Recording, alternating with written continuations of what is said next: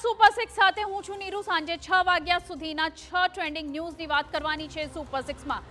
દેશ વિદેશ અને ગુજરાતમાં બનેલા આજના મહત્વના મુદ્દાઓ જોઈશું। કઈ મોટી ઘટનાઓ છે તેના ઉપર નજર કરીશું। ફિલિપિન્સ બાદ વિયેતનામમાં વાવાઝોડાનો કહેર જોવા મળી રહ્યો છે તો વડી ગુજરાતની એવી હોસ્પિટલની વાત કરીશું કે જે ગેરરીતિ કરવામાં છે અવ્વલ।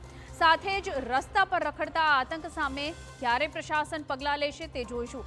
તમામ મુદ્દાઓની વિસ્તૃતમાં વાત કરીએ તે પહેલા નજર કરીએ આજના 6 મુદ્દાઓ પર। કાલમેઘી વાવાઝોડાની ગંભીર અસરો હજી પણ યથાવત છે। ફિલિપિન્સમાં તબાહી મચાવ્યા બાદ હવે વાવાઝોડું વિયેતનામમાં એન્ટર થયું છે। વિયેતનામથી ખૂબ જ ભયાનક દ્રશ્યો સામે આવ્યા છે। બીજા મુદ્દામાં વાત રાજ્યની એક મોટી સમસ્યાની। રસ્તા પર રખડતા પ્રાણીઓનો ત્રાસ એટલી હદે વધી ગયો છે કે લોકો માટે મુશ્કેલી સર્જી રહ્યો છે। સુપ્રીમ કોર્ટની અવારનવાર ટકોર બાદ પણ સ્થિતિ સુધરી નથી રહી। સામાન્ય રીતે અસામાજિક તત્વો છોકરીઓની છેડતી કરે તો છોકરી ગભરાઈ જાય, પરંતુ ઉત્તર પ્રદેશની 2 દીકરીઓએ એવી હિંમત બતાવી છે કે સોશિયલ મીડિયામાં તેઓના ભરપૂર વખાણ થઈ રહ્યા છે। ટ્રેનમાં એક ગ્રાહકે જમવાનું મંગાવ્યું।